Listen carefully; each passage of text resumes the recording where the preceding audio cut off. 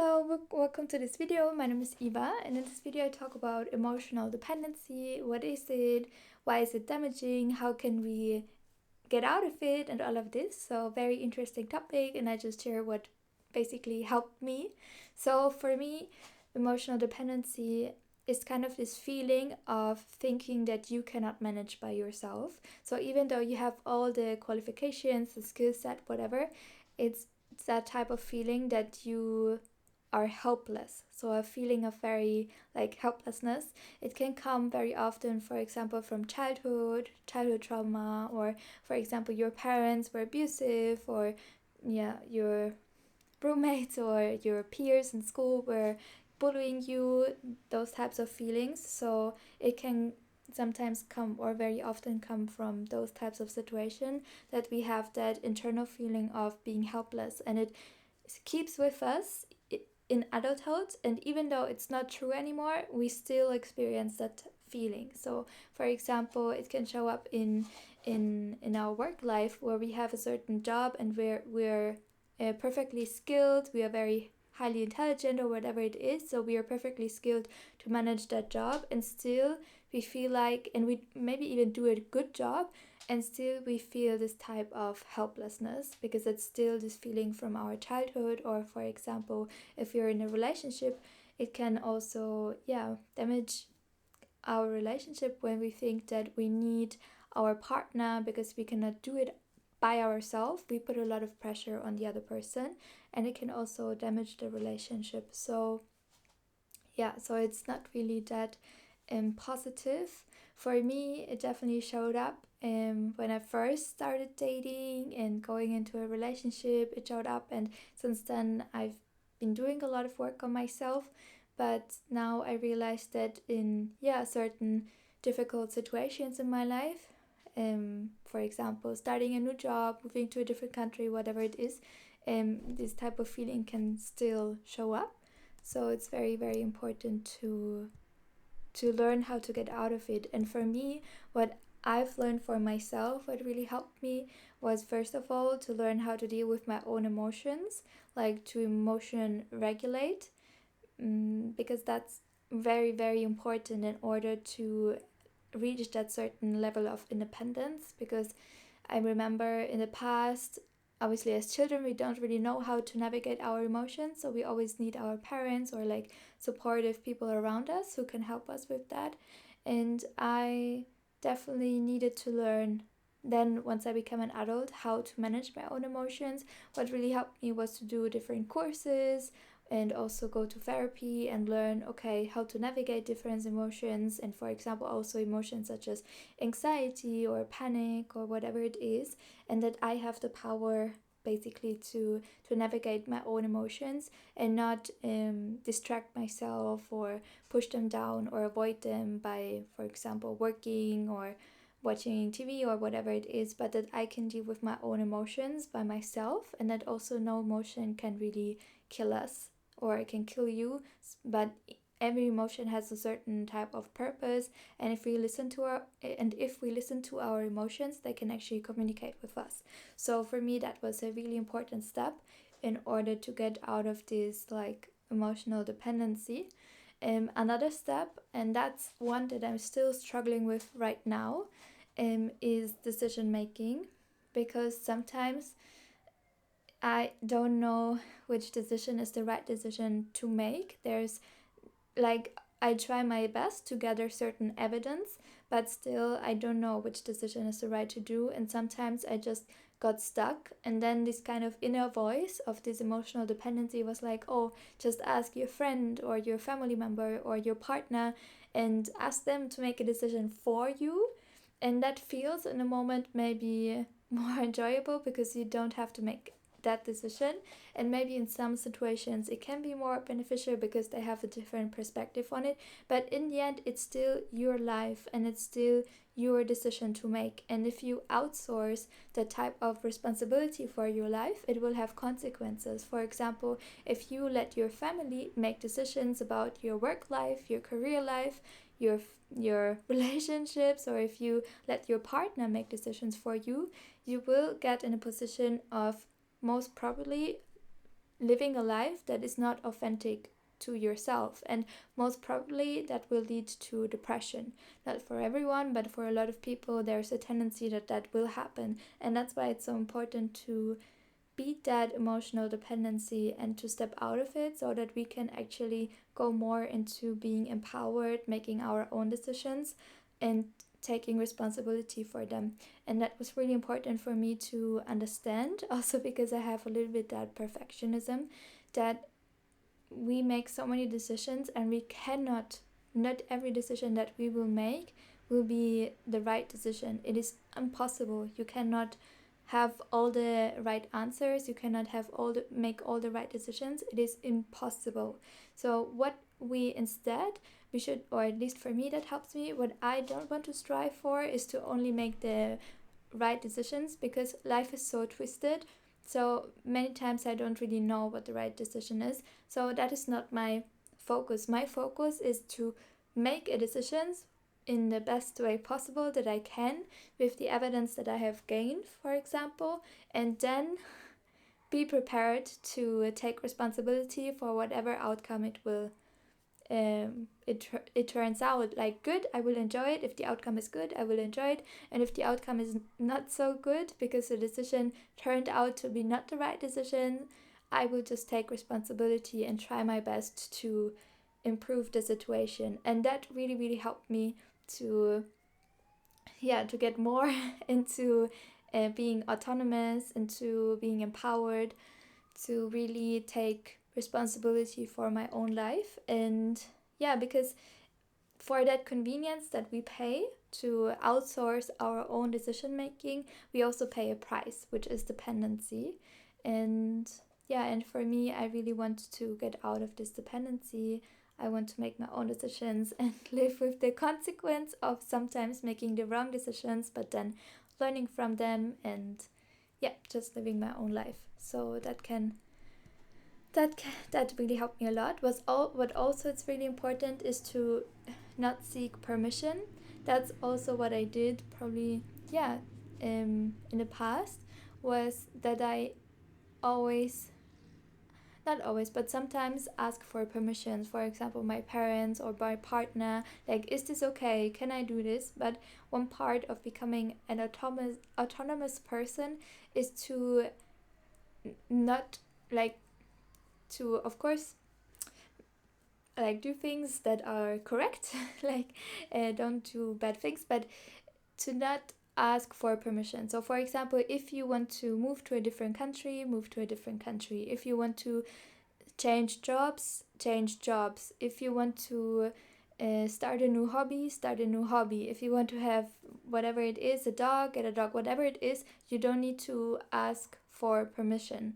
And that's also what really kept me stuck in a way, that I was asking for permission, and again I outsourced kind of my decision making for another person, in order for me to have a certain sense of control, that things will work out in a way that, okay, if I have other people approving of my decision, then that means that that decision will work out in a way. But in reality, I've learned that it's really your life. You're the only person who knows what is best for you, and maybe your therapist, or so you really have to take control over your life and really get to know yourself and get to understand, okay, what is right for me, what is a life that I want to live, and not ask other people for permission to live your authentic life.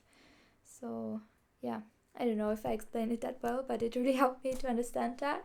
Another thing that really helped me is to stop running and to really face the issues that come my way. So for example, the past couple of years I was really kind of workaholic with this nutrition business, but it was a form of avoidance of a lot of things that I didn't want to face, or I mean, I didn't have the tools to face it. I didn't know, back then I didn't have the therapy tools to face it, and that's for me was really important, to go to therapy, face certain trauma, and also if there's certain things in my life that I need to face, to stop running and to face it. That can also really help to break that emotional dependency and hope that other people will fix things for you, because in reality it's your life and you need to fix things for yourself. Of course, it's great to ask for help, but still it's also your responsibility to face certain things. So that was really helpful. Another thing that really helped me was also to be okay with people not liking me. And I think I've been working on this for many years. I think this YouTube channel already helped me a lot because I talk about also controversial topics. For example, back then, like 10 or 8 years ago or something, veganism was quite controversial. People didn't really understood what veganism is all about. Many people still don't. And it was really good to have a voice, to practice it. And of course, there's always people who are not gonna like me, or people who don't care about me, and people who are gonna like me, and that is always going to be like that. So that really helped me in a way to have my own voice. And if people disagree, to still have my own voice. Like, for me, it's wrong to eat animals, and I will always say that. So I think that's really important, to have your own voice. And also now I disabled the comment section, which for me it feels very true to myself at this point, because I got hate comments and I don't want to deal with them anymore. And it feels very great to be authentic with myself and to say, okay, I don't need those comments anymore, so I disable the comments. And that feels also really great. And probably some people say like, oh, why do you not allow comments anymore? But it's not my problem.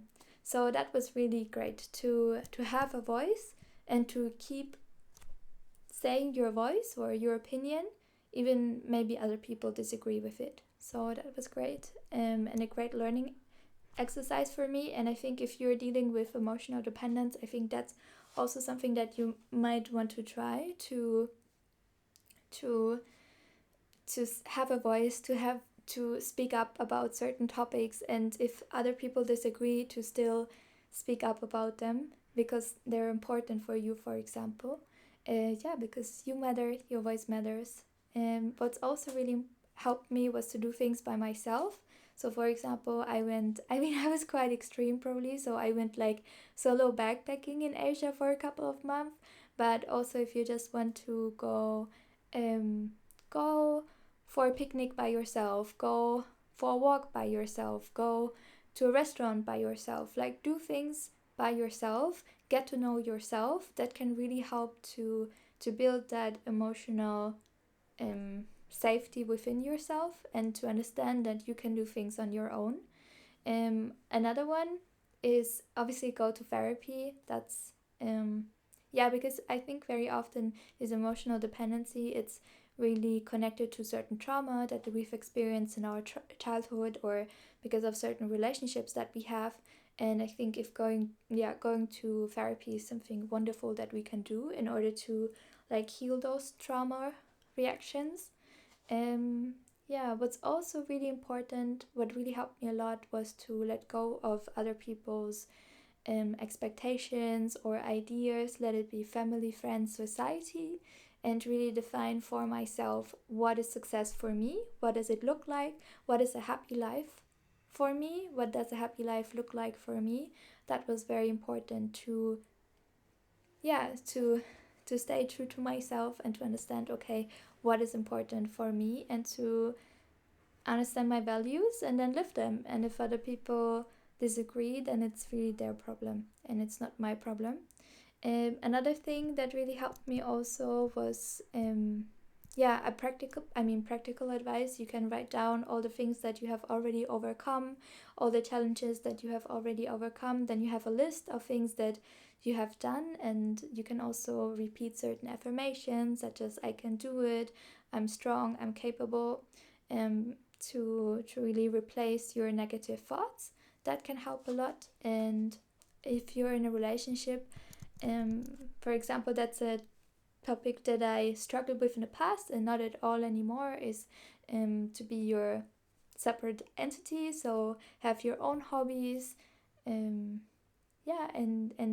make yourself happy also. I think that's important. And And what's really important also is being compassionate with yourself and letting go of that negative self-talk, because that negative self-talk is really just abusive people that you have encountered growing up, maybe friends, family, certain relationships, teachers, whatever it is, and it's not you. So letting go of this negative self-talk, of this self-talk that keeps you small, because when you were small it was easier for other people to control you, but if you let go of it, you can really get a lot more empowered, and it's much better. And it's a process. You can also go to therapy to do it, and it takes time, but it's very worth it. It's really just a habit that you can create, such as eating healthier. You can also let go of that negative self-talk because it's not you. Yeah, so these were some of the things that really helped me to overcome this emotional dependency. I mean, it's still a process. It's not something I do one day and then it's gone. I think it will still show up maybe when I go through difficult times, crisis situations that of course will always happen in my life, because they always happen, not always, but sometimes happen in everyone's life. It's normal. And then it might show up because it's kind of my shadow self, and then I can be very compassionate and deal with it again. But I think doing those steps can really help to feel empowered and to be more independent. And yeah, so I'm really curious. Maybe if you want, you can write me an email and let me know if you also have struggled with this issue in the past, or if you're struggling with this right now. And yeah, I believe in you that you can overcome it. And you're not alone. I think one thing that I've really learned is that the personal is universal. So I know that there are thousands, if not millions, of people struggling with the same things. So yeah, if you want, you can write me an email. And I really hope the video helped you. And I hope you have a good day or a good evening. If you like the video, you can click the like button, subscribe to my channel, and that was it. Maybe you can check out the description box and see if I'm currently offering something. And yeah, have a beautiful day.